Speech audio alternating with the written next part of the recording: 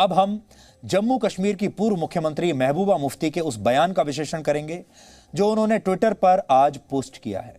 महबूबा मुफ्ती ने अपने इस ऑडियो संदेश में कश्मीर में धारा 370 को दोबारा हासिल करने का ऐलान किया है। 434 दिन के बाद जम्मू कश्मीर प्रशासन की हिरासत से महबूबा मुफ्ती को मंगलवार की रात को रिहा किया गया था और आप ये सोचिए कि रिहा होते ही महबूबा मुफ्ती ने अपना असली रंग तुरंत दिखा दिया और उन्होंने पूरे देश को, दुनिया को यह बता दिया कि उनमें जरा भी बदलाव नहीं आया है और वो आज भी देश को तोड़ने के लिए बेताब हैं। अपनी रिहाई के 2 घंटे बाद ही महबूबा मुफ्ती ने काली स्क्रीन करके यानी ब्लैक स्क्रीन करके एक ऑडियो संदेश ट्वीट किया। ब्लैक स्क्रीन ये दिखाने के लिए कि वो बहुत शोक में है। सबसे पहले हम आपको महबूबा मुफ्ती के इसी ऑडियो संदेश का एक हिस्सा सुनाते हैं जो उन्होंने ट्वीट किया है। सुनिए आप। मैं आज 1 साल से भी ज़्यादा अरसे के बाद रिहा हुई हूँ। इस दौरान 5 अगस्त 2019 के काले दिन का काला फैसला हर पल मेरे दिल और रूह पे वार करता रहा और मुझे एहसास है कि यही कैफियत जम्मू कश्मीर के तमाम लोगों की रही होगी। अब हम सबको इस बात का इरादा करना होगा कि जो दिल्ली दरबार ने 5 अगस्त को गैर आईनी, गैर जमहूरी, गैर कानूनी तरीके से हमसे छीन लिया, उसे वापस लेना होगा। तो महबूबा मुफ्ती असल में ये कह रही हैं कि दिल्ली की सरकार ने जो मेरी राजनीतिक दुकान बंद कर दी, कश्मीर में धारा 370 हटाकर, मुझे वो दुकान वापस चाहिए। मुझे उस दुकान पर दोबारा बैठना है और मुझे उस दुकान को फिर से शुरू करना है।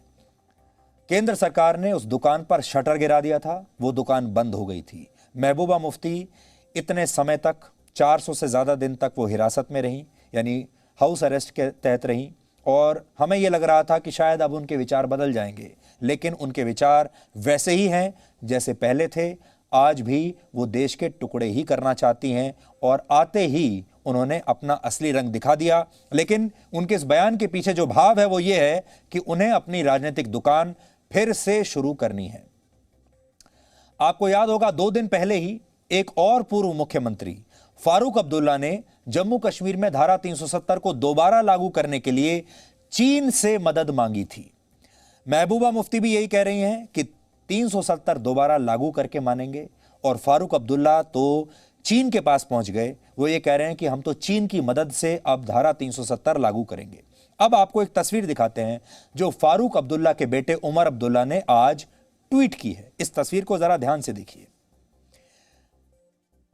महबूबा मुफ्ती की रिहाई के बाद उनसे मिलने पहुंचे फारूक अब्दुल्ला और उनके पुत्र उमर अब्दुल्ला महबूबा मुफ्ती के घर पहुंचे हैं और यह तस्वीर उसी समय की है। बड़ा सा बंगला है, बंगले के लॉन में ये तीनों पूर्व मुख्यमंत्री जम्मू कश्मीर के बैठे हैं। जम्मू कश्मीर के 3 पूर्व मुख्यमंत्री जिस शानदार लॉन में बैठे हुए हैं वो महबूबा मुफ्ती का सरकारी आवास है, यानी वो बंगला जो सरकार ने उन्हें दिया है। बतौर मुख्यमंत्री महबूबा मुफ्ती इसी बंगले में रहती थी। वो सारी सुख सुविधाएं जो उन्हें उस समय मिलती थी, आज भी उन्हें वो सुख सुविधाएं मिल रही हैं और वो सब कुछ सरकार से जा रहा है। और सरकार से जाने का मतलब यह है कि भारत के टैक्स पेयर की जेब से जा रहा है, हमारी और आपकी जेब से जा रहा है। जिस बंगले में ये मीटिंग चल रही है, ये इस बंगले का पूरा खर्चा हमारी और आपकी जेब से जाता है। महबूबा मुफ्ती की सुरक्षा में आज भी SSG यानी स्पेशल सिक्योरिटी ग्रुप तैनात है। सुरक्षा और उनके घर पर होने वाला खर्च आज भी सरकारी खजाने से ही जाता है, यानी आपकी और हमारी जेब से जाता है। ये तीनों पूर्व मुख्यमंत्री जिन मकानों में रहते हैं, जो तनख्वाहें लेते हैं, इनका स्टाफ, इनके घर का खर्चा, इनके बड़े बड़े बंगले, इनके बड़े बड़े लॉन, सब कुछ भारत सरकार से जाता है या फिर राज्य के एडमिनिस्ट्रेशन से जाता है। फारूक अब्दुल्ला और महबूबा मुफ्ती देश की संसद के अनुच्छेद 370 और 35A हटाने के जिस फैसले का विरोध कर रहे हैं, उसी संसद से मिलने वाली तनख्वाह आज भी फारूक अब्दुल्ला के बैंक अकाउंट में जाती है, क्योंकि वो उसी संसद के सदस्य हैं, MP हैं। लटियंस दिल्ली में उन्हें जो सरकारी बंगला मिला हुआ है, लटियंस जोन में उन्हें जो सुरक्षा मिली हुई है, उसका खर्च भी भारत सरकार ही उठाती है। जो हवाई जहाज की मुफ्त टिकट उनको मिलती हैं, उनके और उनके असिस्टेंट को, उसका पैसा भी भारत सरकार ही देती है। पूर्व सांसद होने के नाते महबूबा मुफ्ती के खाते में भी पेंशन आती है।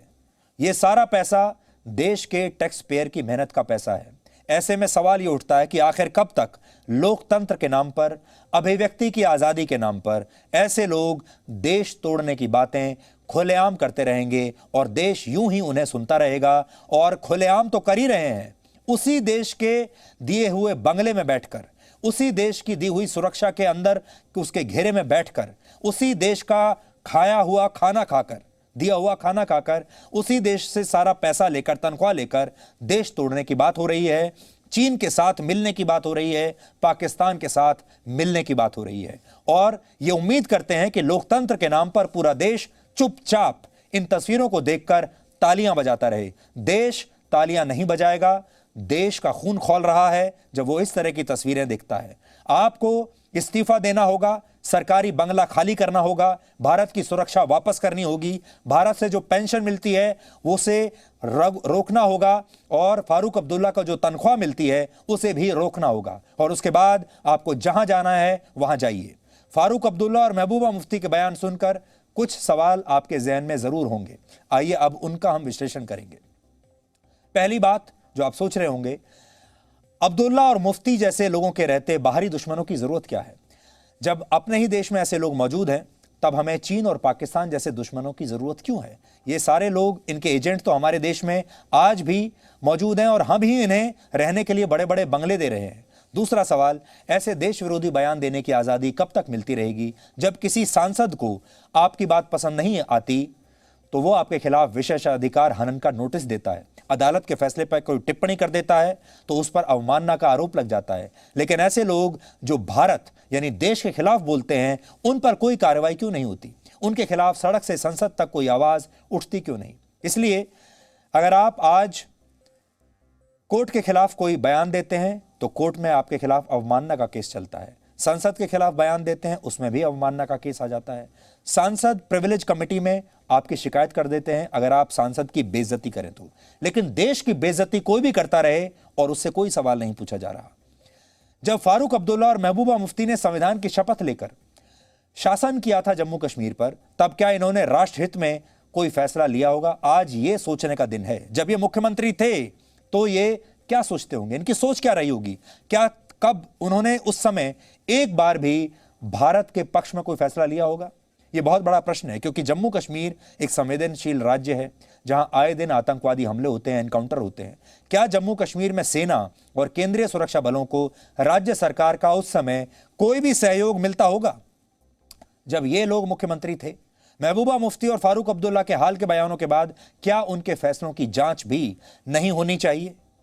और चौथा प्रश्न है, जब फारूक अब्दुल्ला और महबूबा मुफ्ती जैसे राजनेता संसद के फैसले को पलटने की बात खुलेआम करते हैं, तब इनकी संसद की सदस्यता रद्द क्यों नहीं की जाती? इन नेताओं की पार्टियों का रजिस्ट्रेशन रद्द क्यों नहीं किया जाता? महबूबा मुफ्ती इस समय पीडीपी यानी पीपल्स डेमोक्रेटिक पार्टी के अध्यक्ष हैं।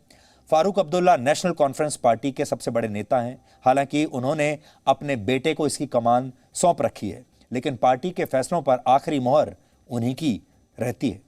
इन सवालों का जवाब जानने के लिए हमने कुछ कानूनी जानकारों से बात की। आज हम ये जानना चाहते थे कि हम क्या सिर्फ मीडिया पर ही इनकी आलोचना करके रुक जाएं या इनके खिलाफ कोई एक्शन भी हो सकता है?